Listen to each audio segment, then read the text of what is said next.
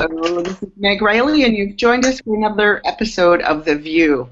This is our monthly session with Black Lives of Unitarian Universalism, and I'm excited to talk to some great guests today. But first, let's have our regulars check in. I'll just say that here in Minnesota, this morning, I turned on the heat. It snowed yesterday. I decided enough was enough. You're not supposed to do it in Minnesota before November 1st, but I did. I broke the rules. Tom Sheet, how you doing? I'm out here in Ann Arbor where it's it's entered into the dreary season, and I turned on the heat days ago. It got cold, and I turned on the heat. There's not a cultural honor to postponing turning on the heat in Germans Michigan. in the culture. It's a punitive lot with a lot of moral judgment going around. Okay, well, somehow I've been fairly immune to that most of my life, but certainly around heat. I have no triggers on that. But other than that, it's kind of dreary and getting. I've been bored, so I'm looking forward to today's show and hearing about exciting things. Yeah, and Aisha Hauser just back from the East Coast. Yeah. Yes. How are you doing out there in Washington? Oh, I've been I did just get back. I'm doing well. My kids asked for heat last night. It's not even that cold, but it's raining more now, so a little bit cold and rain makes it feel a little bit raw. So we still didn't do it though. We're holdouts. We won't turn out on heat in October. I totally get that moral judgment thing. So not happening. So you were at the Liberal Religious Educators Association conference. How was it? It was always great because I've been going every year that I've been in the country since I've been a religious educator. So this may have been my 10th one, maybe 9th. Anyway, it's always great, and this one was in Morristown, New Jersey. So a few of us went into the city, which was great. Now the pre-conference, the conference started Thursday. The pre-conference was a Beloved Conversations training that Mark Hicks led. And he had invited teams of ministers, religious educators, and musicians, or teams of religious educators who wanted to work together and prepare a project. So that's what we were tasked with when we went in. So I went as part of the Integrity team, which is a team that does anti-racism work, and we work on diversity and inclusion with Loretta. And so our team will work on creating a resource for religious educators to use in their teacher training on diversity and inclusion and why it's important. So that was the Wednesday, Thursday. The conference itself, we had a lot of folks from Congregational Life staff. Scott Taylor was there, Eric Bliss, and many other folks to talk about full week faith, theme-based ministry. Tim Matkins did a lot of work on web-based presence, on having social media presence. I do need to say, because Tom, I understand you're on the center team, I think, right, for the UUMA, the Ministers Association.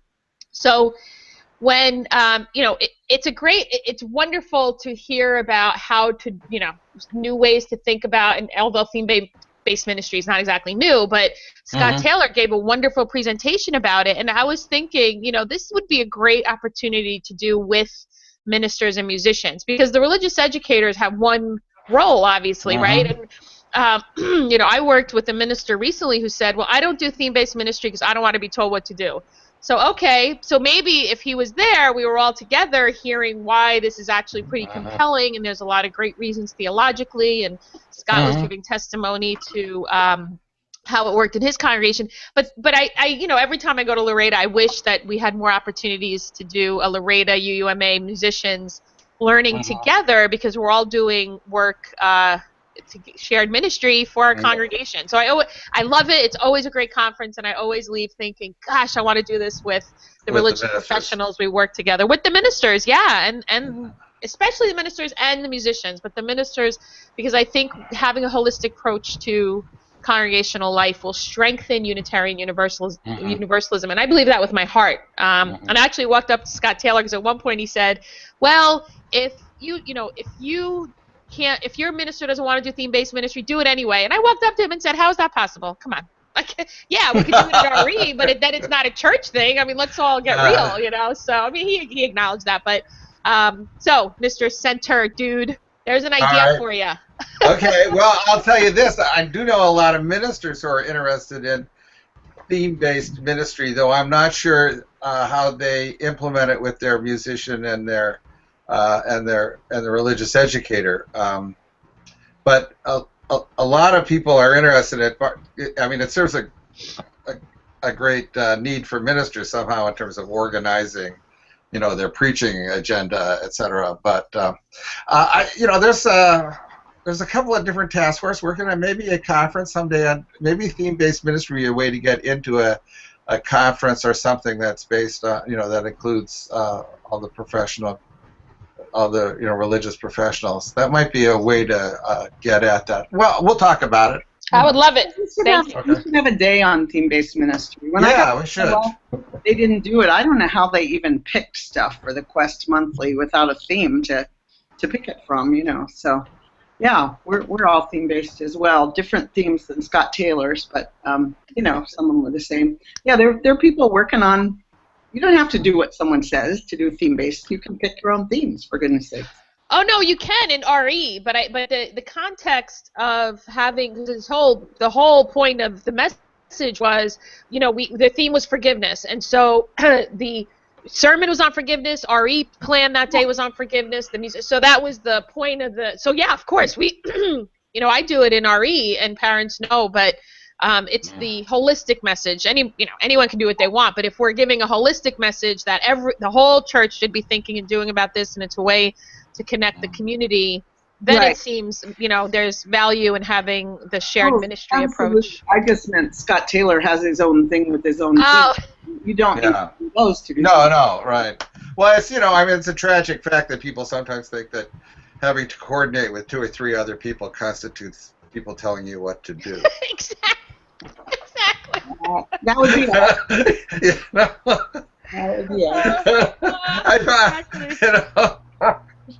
some people find that in marriage that having to coordinate with a single other person constitutes being told what to do too much of the time. But, just working with the dog. We live in a fallen world, right? Amen, Tom Shade. Thank you for that. So true. I want to hear more about it. But today, I'm really excited about it. And behind the chalice, we have Bob LaValle doing tech, and we're grateful for that. And in front of the chalice, we have 4 guests today, one of whom hasn't yet revealed himself, but will, and 3 you can see now. We have Carlton Elliott Smith, who is a regional staff person for the UUA, but I don't know your exact title. Carlton, what is that? Congregational Life Staff for the Southern Region of the Unitarian Universalist Association. And that Southern region is like a quarter of the country, right? It's huge. It's pretty big. Yeah, from Texas and Oklahoma on the west over to Florida and the southern part of Virginia on the east. You got a lot going on there. And we have Lena K. Gardner, who is the Director of Fundraising and Membership at the CLF, and also quite a leader in the Black Lives Matter movement in Minneapolis and nationally. Welcome, Lena. Haven't seen you in a while. Yes. Glad to see you. Yes, good morning. We have Leslie McFadyen, who is the founder of the Ferguson Response Network and the digital marketing lead for the recent Women's Freedom Conference that we'll want to hear about. And Leslie is an amazing organizer. I'm never cease to be amazed by what you are doing there. The power of one, I know you're working with many other people, but the leadership you take is just indispensable to the whole movement. So thank you for that. And Mykal Slack is the Director of Congregational Life at the UU Fellowship of Raleigh. And Mykal's also the founder and director of For Life, an ecumenical consultative ministry of the metropolitan community churches that works with churches to be safe and celebratory spaces for people of all genders and sexualities. Cool, Mykal. I never heard of that. It's great. I'll be excited to hear more about that. Yeah, absolutely. For Life also develops anti-oppressive frameworks for church life. So we've got great guests and quite a bit to talk about today. So where to even start? Should we start with South Carolina and the school atrocity that we've all been witnessing this week? I mean, there's so many areas that I'm excited to talk about, but that one's probably uppermost in the prayer lives of many of us. So how about if we start with that? You know, there's been a lot of attention to the police in school and the prison to, you know, pipeline to prisons coming out of schools for kids of color, young kids getting handcuffed and all kinds of things. But this, to my knowledge, is the first real video footage that we've had. And I just want to lift up that really brave kid who videotaped. I mean, that really took some courage. And I'm just so grateful for the regular people who are showing courage throughout. Did you see her on Chris Hayes the other night? I did not. She was interviewed on Chris Hayes, which is like national, you know, MSNBC, which is national but not huge. But you know, she was quite articulate about what she saw and her own fears in that moment and what she was thinking her way through. And yeah, she's heroic. One of the things I thought that was most hideous about the video was all of those kids sitting there, and I'm projecting, but it looked like this was another day to them. This wasn't like they were standing up with their hands up going, what, I can't believe this. It looked from the video, and of course you can't tell with teenagers, they mask a lot, but it just looked like this was something they'd seen before.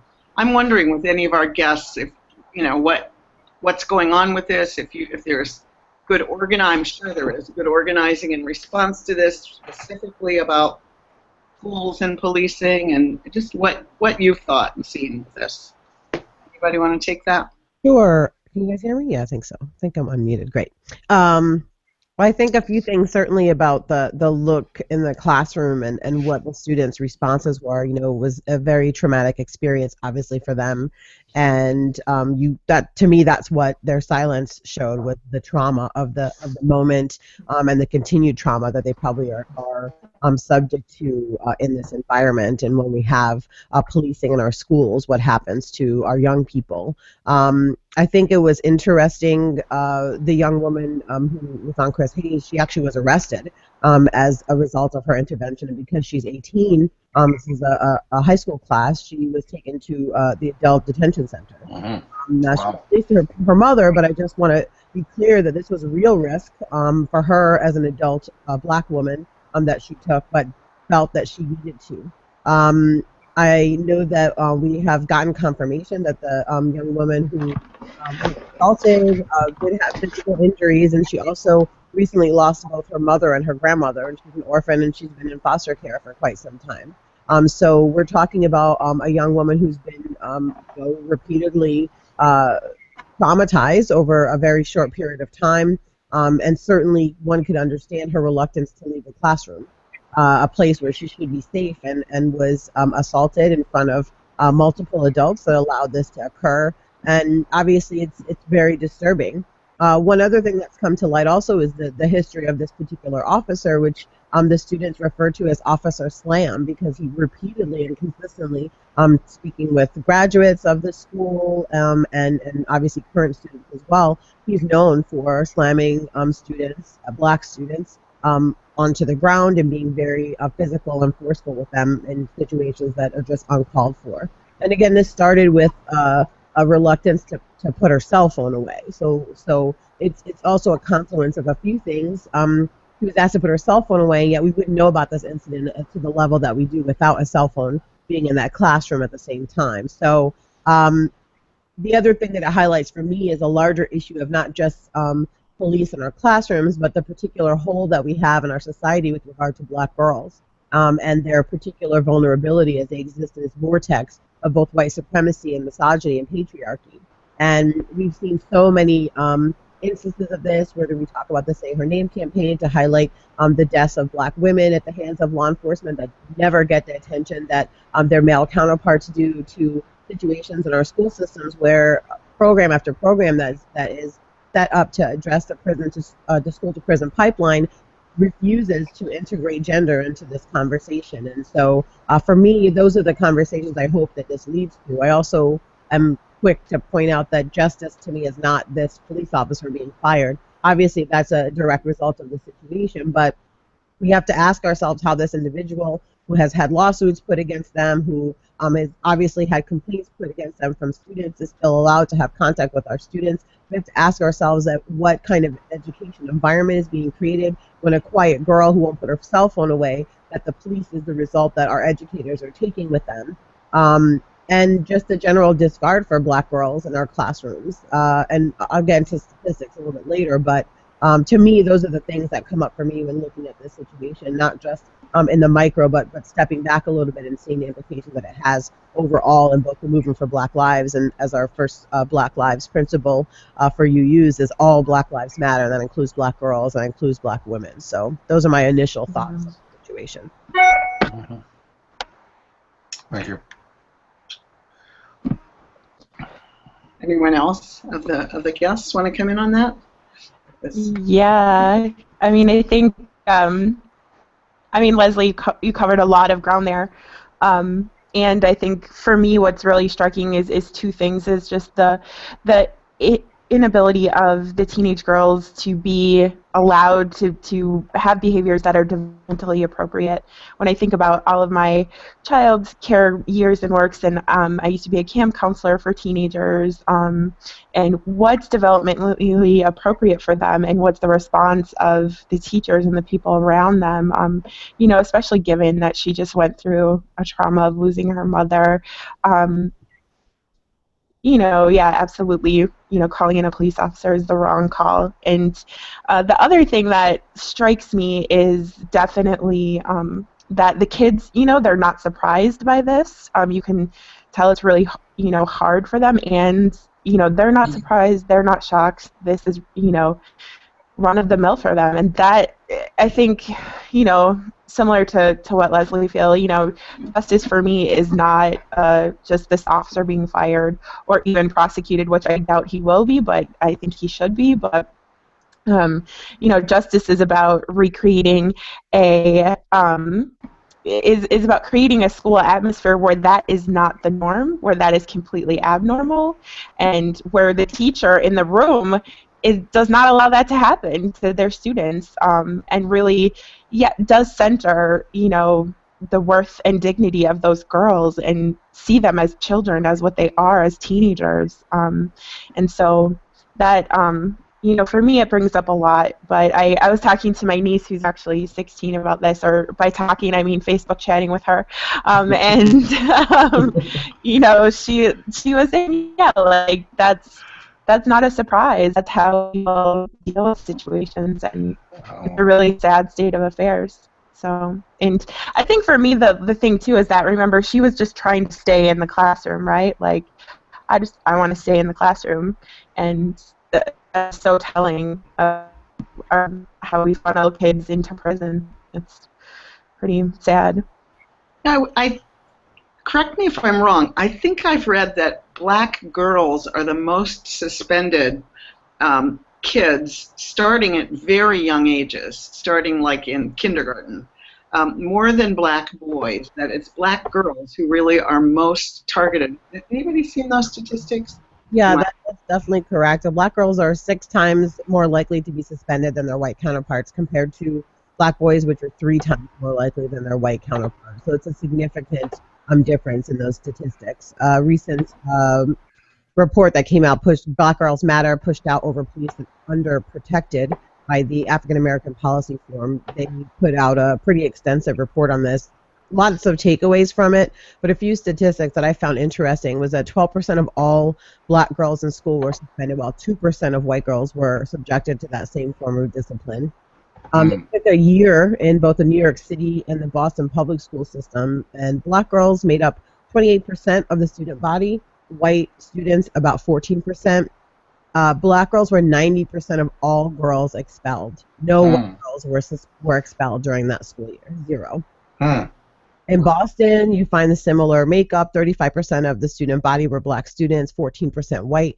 Black girls made up 63% of all girls expelled, and again, no white girls were expelled that year. And that's in 2 major metropolitan areas. We're talking about huge percentages of black girls being expelled and 0 white girls being expelled. So, the statistics certainly match up with anecdotal stories from Black women, which we saw being shared significantly on Twitter in the wake of this. Just woman after woman sharing the reaction that they faced in school to general behaviors that their white counterparts were never, called on. So, yeah. Mm. Right. And the thing that comes to mind for me, if we look back into the summer, we saw those horrific attacks on Black girls at swimming pools, being thrown to the ground by police, having their face rubbed in the dirt and the mud. Things that's just unimaginable. We can't even begin to imagine a 14-year-old white girl being pulled out of a chair like that, or being at a pool party and being assaulted. So it's really quite so distressing. And then I think, too, about Dylan Roof, who was the killer in Charleston when he was taken into custody. I think they took him to Dunkin' Donuts or something crazy like that. Burger King. Burger King, thank you. But just to look at the contrast between the way someone who has killed 9 people is handled compared to someone who won't let go of their cell phone in a classroom. And I don't blame her. It's like if you are, we know that you become more vulnerable when you're taken out of public view. And what it harkens back to me, for me, both Leslie and Lena, I'm just thinking about the Black Lives convening that happened in Cleveland this summer. At the end of it, there was a young Black boy, 14 years old, who wasn't part of the conference, who was inebriated apparently or under the influence of some substance, who was about to be taken into police custody for rowdy contact. Fortunately, on that occasion, I was already at the airport and sort of hearing about the events through Facebook. Fortunately, on that occasion, there was this whole conference of Black activists who were able to surround the wagon that they were going to take him away in. And our own Alandria Williams was amongst those on the safety team for the convening, who was able to negotiate for his release into his mother's custody. But not every Black child has, hundreds of people at a conference like that who's able to protect them. And we see this is what it looks like. This is what anti-Blackness looks like in everyday life for Black children all over the country. And I can't help but wonder what that response would have looked like had that been a Black girl being taken into custody. It's hard not to think of the many things that affect Black women and Black girls that never get the attention that the things that affect Black men get. Black women face substantially higher rates of abuse, poverty, incarceration, rape, and murder than their white counterparts. We're more likely to die in childbirth, and so are babies. For every dollar that a white man makes, we bring home only 63 cents. While infection rates for almost every other economic and gender and race have declined, HIV and AIDS is now the leading cause of death for Black women aged 25 to 34. Right now in this country, there are 64,000 missing Black women, and silence is what we hear on the other end of that. So, when I say names like Kimberly Randall and Eleanor Bumpers and Tarika Wilson and Shelley Fry and Tanisha Anderson and Michaela Ross and Adaisha Miller and Katherine Johnson, you don't know those names because nobody cares that their lives are taken away. So it's really important when I think about all those moments of intervention, I always am caught noting that Black women and Black girls are left out of it. Even more recently, when we saw the I Stand With Muhammad, take over Twitter, take over everywhere for this young Muslim boy who was, wrongfully targeted in his school, it put me in mind of Kiara Wilmot, who just last year was an African-American girl who was focused in STEM research and was doing some amazing work. And she was 16 at Bartow High School in Central Florida, and she had a volcano experiment prepared. And there was an explosion based on her, her experiment. It was a mistake that happened, and an explosion happened. And she was suspended from school for 10 days. She was forced to finish her junior year of high school at an alternative school. And she had a police record that stays with her until she turned 18 and has really continued to affect her prospects for the future. But we didn't see anybody standing with Kiara. So I always like to make these these comparisons. It's really important to note, when we do say Black Lives Matter, we do mean all Black lives. And I have started using the phrase intersectionality or else because, we have to make sure that we're lifting up all of these instances, not just those that continue to perpetuate violence upon Black women and violence upon Black girls. So. Yeah, and I think for me, a learning edge in this movement too has been the visibility of trans women as well, and definitely, going to the movement for Black Lives convening in Ohio was pretty a transformational experience for me, and just my own understanding of the violence that trans Black women face. That's very similar to like the disappearances of Black women that go unreported, go uninvestigated. That it's a similar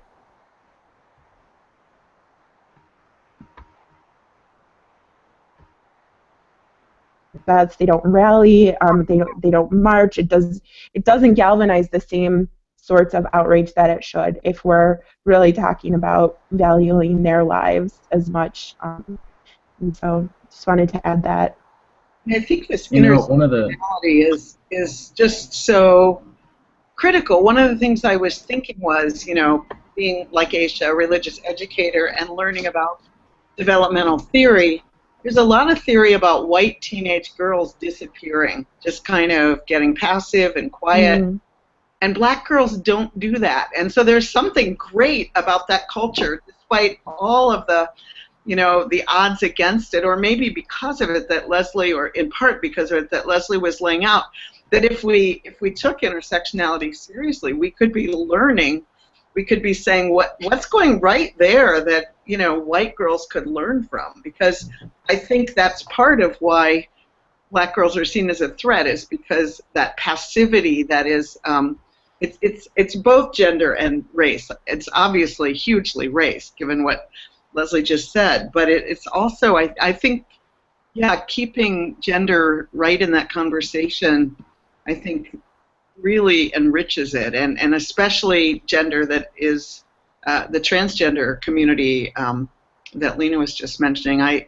To me, it's a really exciting thing about the Black Lives Matter movement that it's been saying really clearly, all Black Lives Matter, all of them, and that's it's really exciting. Mykal, are you going to become visible later? Are you?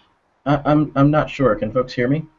We can hear you. Yeah, I had some difficulty with the video earlier, so I'm not sure that you guys will be able to see me, but I'm here, definitely, and wanted to just raise up the fact that when I managed to get around to seeing that video, which I'll be honest with you, we could probably spend half of our time talking about the sort of beauty and horror of the onset of modern technology, right? That we can see these things and the traumatic nature of watching these videos over and over again, and what that does to a person, what that does to us.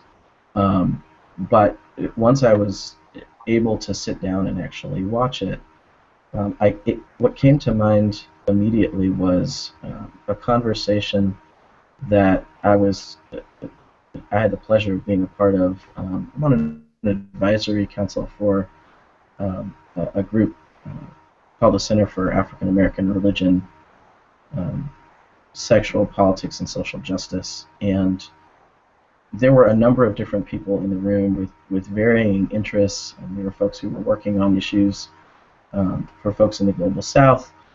There was somebody who is very much steeped in the Black church tradition, doing workshops and trainings for folks to help them think about gender and sexuality in some new ways.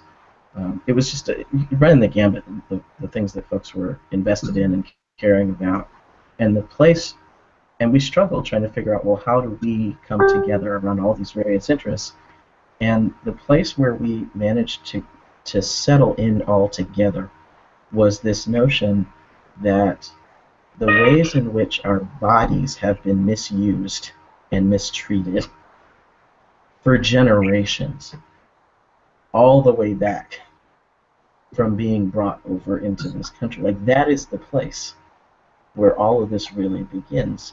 And it was remarkable, this aha moment in the room, that black bodies have been mistreated by people in authority, usually white folk, right, for generations and generations. And unless we are able to really have those kinds of conversations, and unless we're really able to really grapple with the reality of that and the impact that that still has, then this work isn't going to get done in any kind of significant and substantial way. Like the fact that we could look at that and that those kids could sit in that room and look at that and know that that was the norm in 2015 is a problem. And how we engage this conversation and how we think about how we value one another is crucial. We can't do it without addressing that reality and thinking about how we're going to change it, change things. One of the things I heard from Natalie Fenimore just this past week at Laredo Fall Conference when we were talking about the Black Lives Matter movement is she said, you know, one of the things that we have to keep in mind, just to continue your point, Mykal, is that at one time in our history, black people were considered property of, not just property, but counted as part of the, you know, count of cattle. And so we're not even considered human. Right. And one of the things Natalie said was that sticks with me is because one of the part of the conversation was someone saying, well, you know, it's not, yes, you know, Black Lives Matter, but then there's the immigration, then, you know, the whole list of everything else that's been going on. And she said very clearly, if we can fix this, we can fix anything. This has to be fixed. And it just, you know, kind of gave me chills. So I want to thank you. And I was just thinking about that. Yeah. Thanks. Leslie, did you want to say something else about the black girls? Yeah, I just want to close out, just, you know, mentioning that as we work towards ensuring that the lives of black women and black girls are centered in all of the solutions that we seek to racism and patriarchy. And I know we're going to get into the fact that black trans lives matter shortly. You know, this first principle really is about embodying all of those things and really embracing all that comes with blackness and all the many faceted ways that we go into. I often talk about how, you know, we won't succeed in this fight for liberation if we're trading one hierarchy for another. And so to me, that's the most important thing to bring into all of the discussions and thinking about who's at the table, thinking about who is being considered, whose voices and whose stories are being lifted up. And I know you mentioned Women's Freedom Conference earlier, and so I would just leave with that. I would just saying that, you know, this Sunday I had the pleasure of working on the Women's Freedom Conference, which was a 12-hour, 100% digital conference planned solely by black women and featuring only women of color from 5 different continents. And so go to womensfreedomconference.com right now and watch the sessions, but it really was a lesson in creating space for women of color to tell their stories and lift up their experiences in a way that I don't think other mediums and other platforms allowed. So that's what I'd leave with, and I really I'm looking forward to the rest of this discussion, focusing on our trans brothers and sisters. And yeah, why don't you take it right there? Let's move on. That is really important conversation, as Lena was saying. And before we jump to that, can I just add on one thing real quick about this whole idea of having to watch these videos and how, I'll be really honest with you, I haven't watched the video, I'm going to watch it, and there's the Walter Scott video. I think one of the things that's been happening in this work, and I've been watching it happen in myself and other activists, especially black activists, is that constant stream of violence, what that does to your spirit, your soul, and just to really lift up for folks that I don't think that, I think that we need to just be more like saying that you don't have to watch these videos, you can watch them and still do the work. I think one of the things that's been frustrating for me is to watch white allies see videos and suddenly they did it more in a way I mean, that's right. That's a good thing. It's also a little infuriating because I'm like, why did it take this for people to believe what we've been saying for a really long time? So, there's a couple I just want to lift up this idea where you don't actually have to watch these videos, just to let people know that. I think it's a really important point that gets missed sometimes.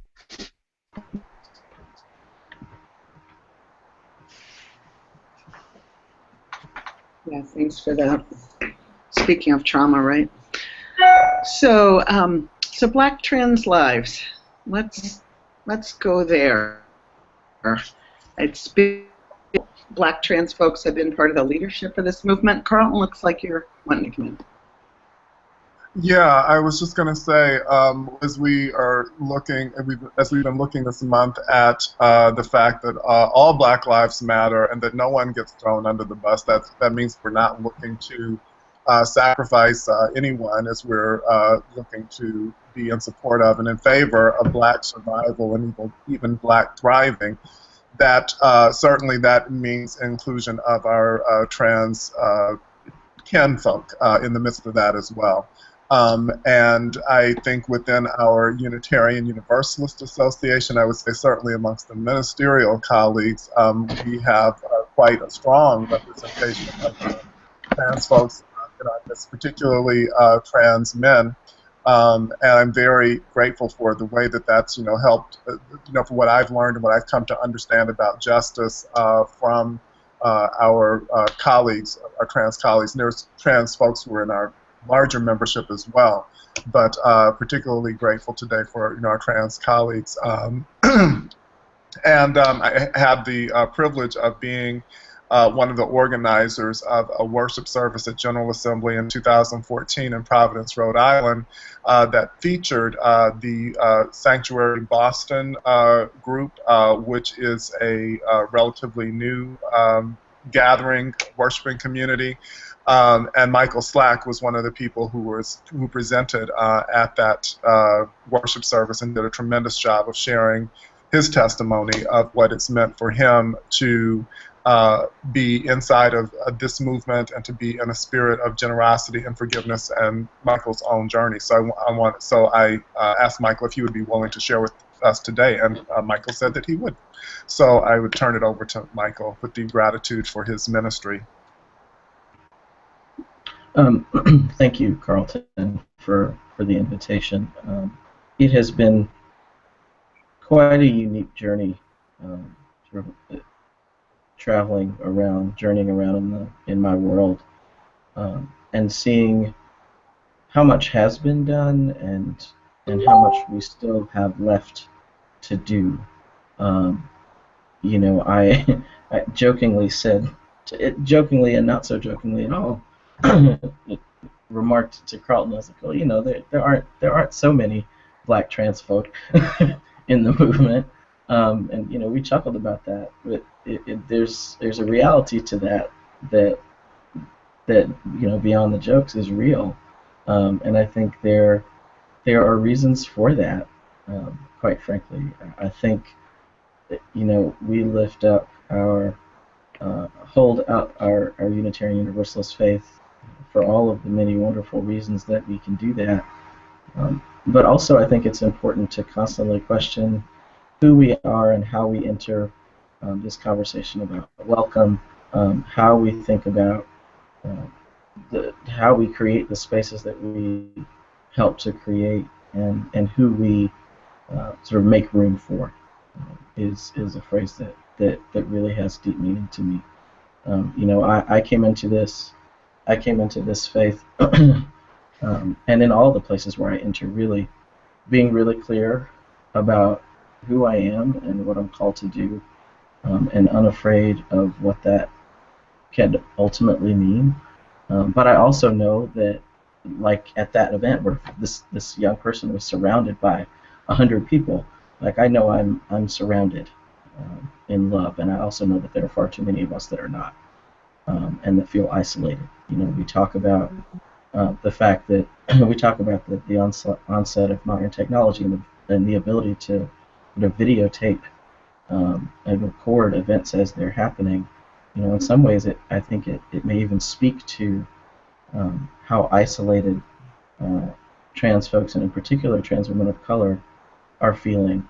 That those are not incidents that we are able to witness, and some of these, the fact that so many trans women of color are murdered all over this country and all over the world, kind of blows my mind every day.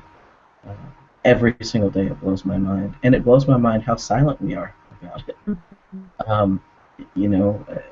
I recall someone saying to me sometime last year, but you guys have Laverne Cox and Janet Mock, and I was stunned by that and angered by that. That's yes, it is remarkable that there are trans women of color who are in the spotlight, and deservedly so, But do you know the names of the trans women who've been killed? Do you know where they were from? Do you know how brutally they were murdered? I mean, these are not. If you look at all of the information, I mean, the Transgender Day of Remembrance observances happen in November every year, and they have since 1998, I believe. But there is always and often a call to lift up the ways in which these trans women have been killed, because they are so personal. Like, these murders are so personal. And do you know who those folks are? How many folks? I often ask myself, how many folks would come out in the thousands if a trans woman of color's body was left in the street for 4 hours? And I don't know that there would be as many folks out. In fact, I feel pretty clear that there wouldn't have been. And in fact, we might not have even known her name. And so I think this issue of how we value people, and especially how we value and what we think of women, and black and brown women and trans women of color is real. That is a real question and issue that we have to grapple with if we're going to create spaces where folks are not feeling so isolated, and able to access health care and housing and employment and all of the things that are at arm's length for more marginalized folks. So I feel incredibly blessed, but I know we have a lot of work to do. We have a lot of work to do. Thanks so much, Mykal, for that. And I also would lift up that, one of the other things to think about, especially in the context of our progressive movement, our liberal movement, is how safe or unsafe spaces that we create to do this work are for trans folks of color. And to me, that's a really important thing to take into the spaces that we try to create change, that we have to ensure that they're safe for all those that we're looking to work with, and whose stories we seek to lift up. And that there's a lot that goes into that, but it's something that has to be done with an intentionality, and something that has to be thought of in the planning process throughout, and also in the execution, and being able to pivot and change what you're doing when you see that it's not being done correctly. Right. And so that's a really important thing for those VUUs out there that are listening, when you're going into spaces, when you're creating spaces for work to be done, to ensure that they're safe spaces for those that are going to be there, or those you want to be there. Can you break that down a little bit? What makes a space safe, unsafe? How does that show up? Well, in some ways, I think it shows up in recognizing that folks who are at the margins of all these various issues have the primary voice in making decisions about how to support those communities. I have watched more than once folks will show up thinking, well, I have the answers, and I'm gonna tell you how this should be done. and the truth is, no one can know my experience as a Black trans-identified clergy person of faith better than me. I am the expert of my own experience, and this is true of every person who is at the margins. And so I think giving folks the primary voice in those kinds of conversations and actions, I think is key. Also, just in thinking about, I know that there are many communities of faith who are deeply invested in social justice efforts, and I think it really, really matters that when folks are engaging these issues, that they're doing their homework and understanding what the real issues are. That makes a huge difference. And even just thinking about creating a space, like an actual physical space. I'm thinking of we had a gathering, several gatherings at the church where I interned in Pennsylvania several years ago, and there were a number of folks, and I started my process in ministry in New York City. It's the space where folks were really open about who they were, but I was in Lancaster, Pennsylvania, where church was the place where people could be themselves, right? They couldn't really do that out in the world in so many ways. And so we used to do things like open up the church an hour before we would ordinarily do that for trans and gender nonconforming folks who could come into our space, change clothes, be more of who they are in that space in a way that they couldn't be out in the world. Like it seemed like a simple little thing, but it was huge.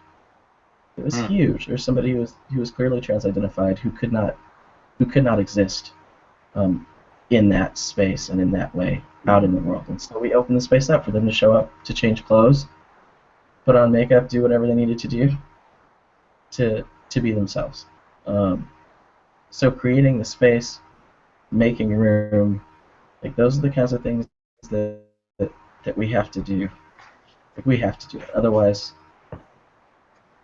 it won't make any difference. Folks, that the efforts that we're making are genuine.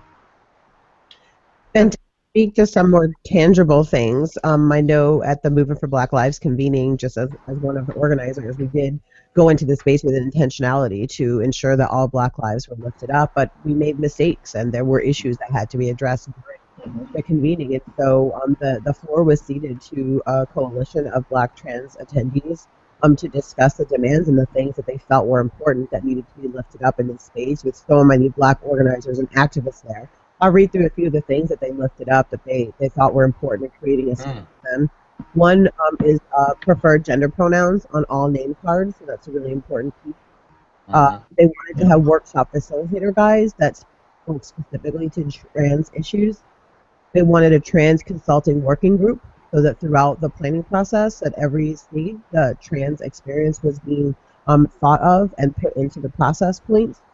They wanted a trans workshop track. They wanted a safety team of trans folks only to deal with issues that related to their safety in the space. They wanted trans folks on the planning committee, and I will say we did have Elle Hearns, who's amazing on the planning committee, but she's an amazing activist aside from just being a Black trans woman, and so this was something we definitely needed to discuss. They wanted gender-neutral bathrooms and gender-neutral signs and signage. We had a voting process for voting on the sessions themselves. They wanted that to be approached with a little more care towards trans-specific content.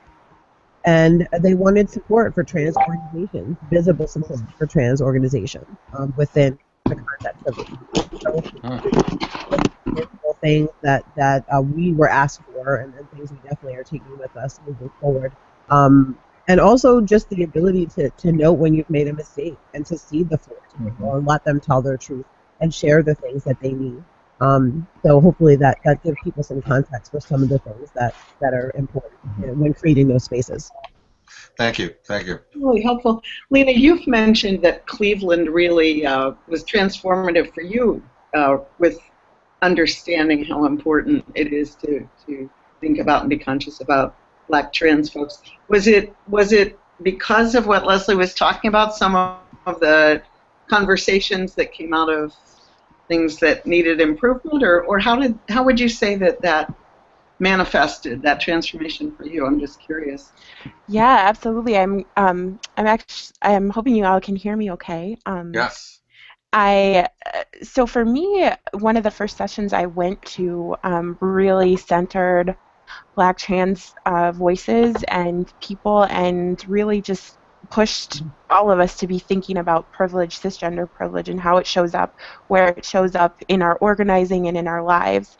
And for me personally, I don't have a lot of experience with bringing that privilege to the forefront and thinking about it. And in my family, gender roles were pretty strictly enforced. I definitely remember one time when I was about 13, I painted my nephew's fingernails because that's what we were doing, and I painted them pink, and I actually got a whooping for it, and so did he.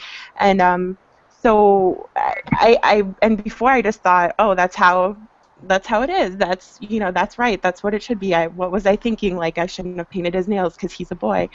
But now, coming into this movement and being encouraged to think about those experiences and what types of oppression they're actually embodying, and what types of messages that put in my head about what it means to be a woman or what it means to be a man, has just kind of exploded my heart, for lack of a better term. And so, I have some allies here in Minneapolis who have been in gender justice for a long time and have really been helping me sort of reflect on that and understand that, and pushing myself to say my pronoun when I introduce myself in public settings, and to think about, are the bathrooms accessible, and all these things. So I definitely think it's a learning edge for me, and when I connect it back, and I do move from a place of faith with it.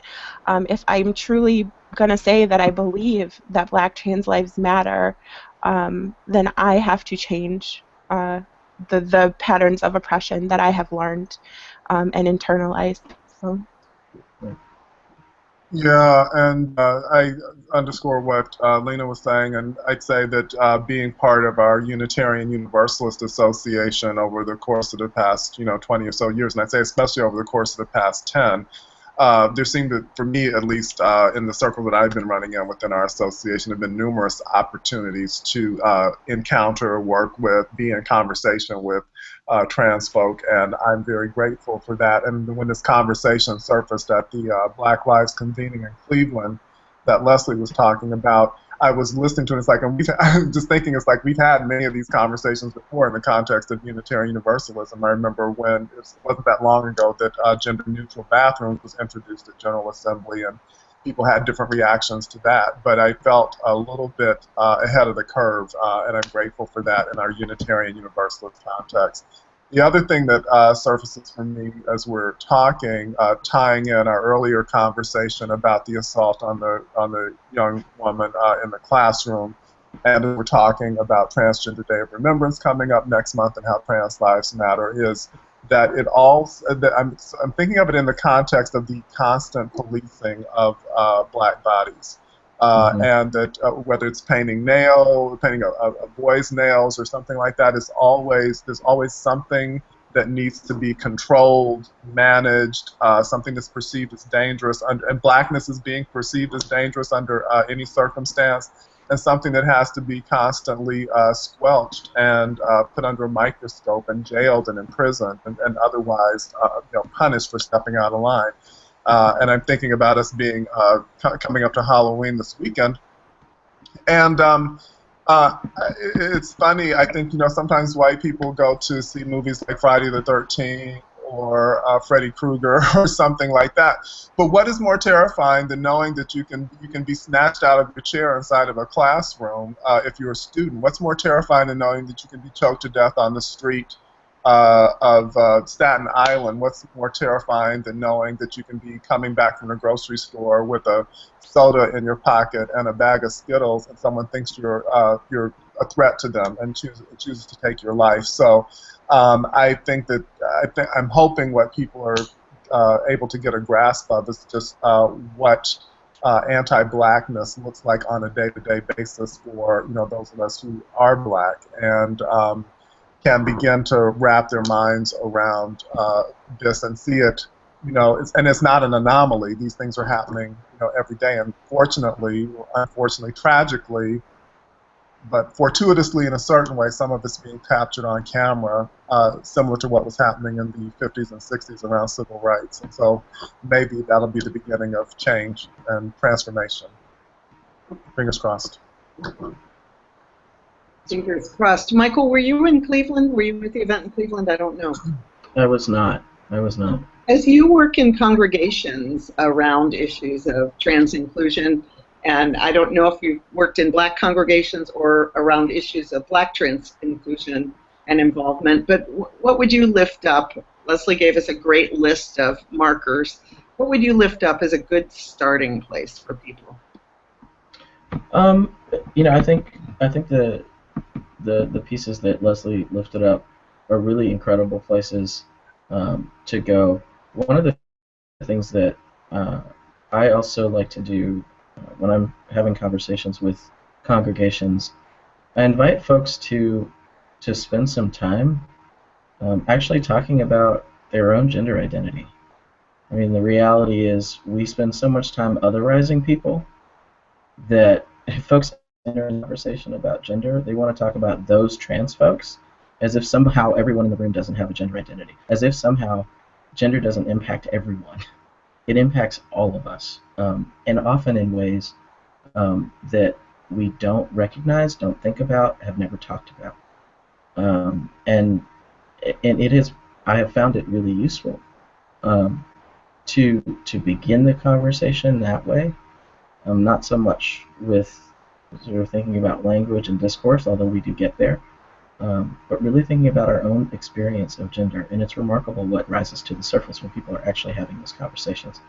And so by the time we get to thinking about trans experience and experiences of folks who exist outside of the gender binary, then it's not so much about othering folks. It's really about recognizing that there is a huge mosaic of experience and identity in gender, and that it matters a great deal for us to be able to acknowledge that and to own that, and to see where we all kind of fall in that mosaic, and recognizing that mosaic is going to look different next week or next month or next year. Many folks talk about this sort of performance of gender out in the world. We're all doing that, even when we don't recognize that we're doing that. And so that has always been a really good place to start, but certainly not an ending. It's really just a beginning. And for some folks, it's brand new. I had a woman, a really incredible person in a congregation I worked with in Brookline, say, I've never thought about the ways in which gender has impacted my life. And because I've never thought about it, I have no idea what I've said that may have impacted trans and gender nonconforming folks in public space. And it sort of changed the frame, changed her framework, changed the way she was able to think about it, and ultimately helped her reimagine what the world can look like, and does look like, actually.